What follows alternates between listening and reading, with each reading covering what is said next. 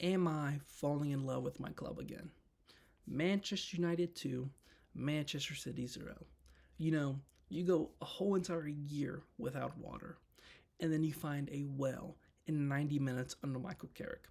Listen, guys, I was adamant against the hiring of Carrick for the interim position, but I'll give him and the coaching staff tremendous credit for several things today. But the absolute biggest takeaway I want you all to get from this video, he platformed his players into their best positions. Usually in these kind of big matches, United will be on the front foot for the first 15 or 20 minutes. And today it was kind of like that. The Old Trafford crowd, it gets things going, it pumps up the energy. Usually, as the game wears on, though, it becomes a little bit more of a dogfight, and the quality on the ball has to get on show, which is where usually United fall apart. And guys, I'm not speaking out of turn here. I've watched United for several years. A lot of times in these big games, that it's just what happens. And sure enough, a fifth minute, Harry Maguire at the back post, a wide open header, and he just clangs it off the crossbar. And I think to myself, yep, that was it. Now, this is where the game's just going to turn that little bit.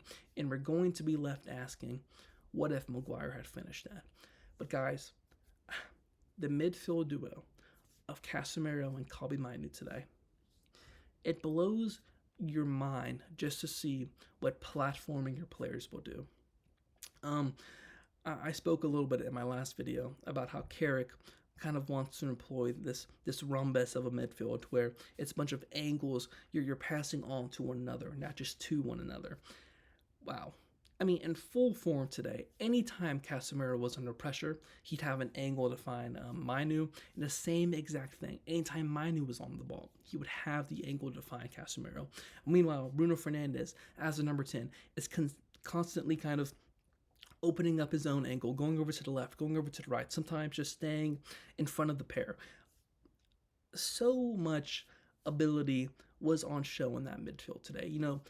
Typically in these games, what you know of a Manchester City team, they boss the midfield. Historically, they just have. I know this year they've been a lot more, setting up a little bit more of a low block and all these things, but especially when you have Rodri in the midfield, excuse me, you think to yourself, this is going to be their game. You just have to work on it. You have to be reactionary to that.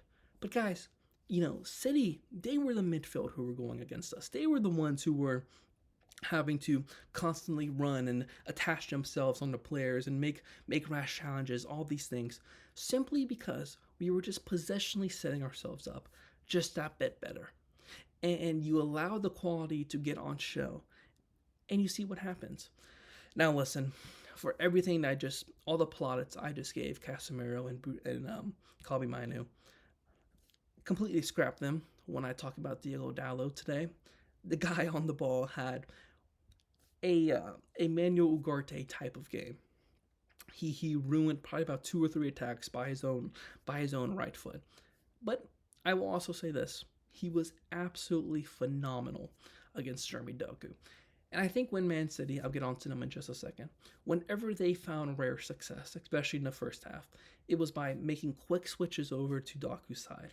But every single time, I'll give the guy credit, Diogo Dalot was right there. He stopped that cross into the middle. He stopped that cutback time and time and time again, which is what Man City were basing their first half plan off of, guys. It was a weird thing. But I'll say, you do the little things right, and you let the opposition kind of come onto you. And Dalot was constantly going up against Doku, but he won it every single time. And it was kind of Manchester City playing their card. How would United respond? Guys, time and time again, it was just about filling the lanes. Every single time United got on the ball and they wanted to send a counterattack, they did a perfect job of doing so, barring when Dalot would send the ball out of bounds. Everyone was going in the right direction. Everyone was moving with, an emphasis of being reactionary, but also knowing how to spread apart the Man City defense. You saw it really, really well, obviously, in the United goal. But just before that, the first half, guys, it was consistently, United would get on the ball, almost have the counterattack. Things would just go a little bit off. and then Man City would get right back on the ball and kind of stall things out. But guys, there's a difference between meaningful possession and in possession. Because Man City today, yes, they had the ball a lot in the United kind of back end of the United attacking third. But what would they do? What did they do every single time they had that ball? Constant kind of banked up square passes between one another that would oftentimes result in nothing positive. And I give great credit to Carrick and the team for setting up so defensively stern. The only way you could beat United today, a quick switch over and a cutback right back on the inside. That's the only way you could do it. It was so great in kind of shutting down the midfield. You'd have to force it out wide and cut back into the middle if you wanted any chance at creating a goal. And even that, I mean, guys, like I mentioned, Dallo did a very good job of guarding Doku today. But with all that being said, the end of the first half, United looked such the more dangerous side, but they couldn't get that goal. And I thought to myself, yeah, this is usually what happens. United will play well, and then City will work themselves into the match. And I thought to myself, that Harry Maguire goal, he should have scored. It's going to ruin my day going into the second half. But guys, they kept the pressure. They kept opening up the midfield angles. They kept being so stern defensively, and eventually they got their rewards. First of all, a great clearance out by Harry Maguire on the United goal. Second of all, Ryan Cherky said, "I'm going to kill Manchester United." I'm pretty sure he's the one who gave up the ball to Bruno Fernandes. Maguire lofted it over, and it was Fernandes against Cherky, and Fernandes did a brilliant job of just escorting the ball by him and launching that counterattack. Third, I mentioned to you on the first half, filling your lanes correctly. And Buemo down the left, Fernandes down the middle, Ahmad down the right. You're pushing Manchester City defenders away from one another. Exactly what you should be doing. It's just so easy at times when you have the quality of United players just to get on the counterattack and all these things. It's just, can you execute it when the moment comes? Sure enough, Fernandes gets past Cherky. He's on a 3-on-2. Kusanov's one way, the other defender's another. There's absolutely zero chance that Manchester City stop this goal. Sure enough, Bruno Fernandes finds the perfect way to pass onto Brian Mbeumo. First time United go up 1-0. And guys, something that I think a lot of people may be saying is, this is just counterattacking Man United football. There's no real substance there. If you watch a majority of that second half, especially kind of the first 15 or 20 minutes of it, United easily could have scored 3 chances. And Mbeumo kind of had a chop shot into the ground, forced Donnarumma to make a save. Casemiro or Ahmad cut it on O'Reilly, took a shot, Donnarumma made a good save, then made an insanely great save on the rebound from Casemiro. Just like that, 3 really good chances. We're forgetting in the first 5 minutes, Harry Maguire at the back post. I mean, United are stacking up the expected goals.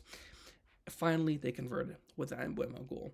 And from that point on, once again, I'm kind of thinking to myself, okay, City are going to eventually level up. They're unbeaten in their last 13 matches. They have to find a way to get into this match. And they just don't, because United are not scared on the ball. They're neutralizing City simply by playing with a little bit of confidence when they're on the ball. We're no longer wondering how we have to bank up against one another, playing 5 at the back with wing backs or whatever the system was. We're simply just putting our best players on the ball and letting them play. And, we bring on Matheus Cunha, kind of the maverick player off the bench. And he creates the United second goal. A really, really, really good job from Cunha just to shield off O'Reilly, find that ball into Dorgu. I actually think Dorgu's kind of attempt at that will go heavily underrated because it was so good from from Cunha. But Dorgu got in front of Rico Lewis. The ball was kind of chopped into him. He had to take it on the volley, and he did a brilliant job of doing so. But guys, overall, on the day, I was extremely it's weird because I'm not sitting here thinking to myself, Michael Carrick is some elite level manager. I just don't. I think to myself, he did a good job opening up angles and letting his best players get on the ball. that pivot of Casemiro and Mainu today. I mean, my goodness, Mainu couldn't be touched at times. The way he would just effortlessly get past players. You see Casemiro, you put Casemiro in tight angles on a defensive end, and he will win again and again and again. I mentioned Dallo. He didn't do a very good job today, but Shaw on the opposite end did a really good job. The center backs, Lisandro Martinez. Oh my goodness, I love Lisandro Martinez so much, man. Not only can he pass the ball from a long, I don't think he's a great CDM in terms of passing, but from a long range as a center back with acres of space and a large angle to attack, he is an absolutely brilliant passer. He had a couple really good passes. So strong defensively. Him and Maguire, man. I mean, guys, let's not act like this was against, there's two ways we can look at it. No, this was not up against prime 2017 Manchester City. I get that. But this also isn't a bum team. This isn't last year's Manchester City where they can hardly create anything. Erling Haaland is still the league's top goal scorer. Phil Foden's having a great season. Ryan Cherky, when he gets on the ball, I mean, I'm hearing like greatest player in the world type shouts, more talented than Mbappe I've heard before. Antoine Semenyo, one of the hottest players in the Premier League, one of the best two-footed players there is. There's real talent up there, guys. There really is. Bernardo Silva, for as annoying as he is still a talented player. This isn't Manchester City's B team. This isn't a banged up Manchester City attack. This is debatably them at their full force. And look just how easy it was to neutralize them. Because you simply just platformed your best players. That's all you had to do. It actually kind of hurts to talk so well about United because I think to myself, where was this 10 games ago? Oh my gosh, how much better we could have been in a position if this was just happening right after we lost to Everton, right after we lost to Grimsby, or we tied to Bournemouth. Where could we be in the table? But guys, an absolutely brilliant performance. And one last thing I will say. I think it's easy to kind of maybe throw off this game as a managerial bounce kind of situation. And I get that. Sure, I do. But I think that's kind of sliding the team. I think that's sliding Michael Carrick just a little bit. Because while I believe obviously there was an added kind of momentum shift having a new staff and new ideas into the team, I also just think it was a really good tactical setup. They never let City get on the ball. They kept City away from kind of dominating or creating chances, kind of slicing balls into that final third inside the box.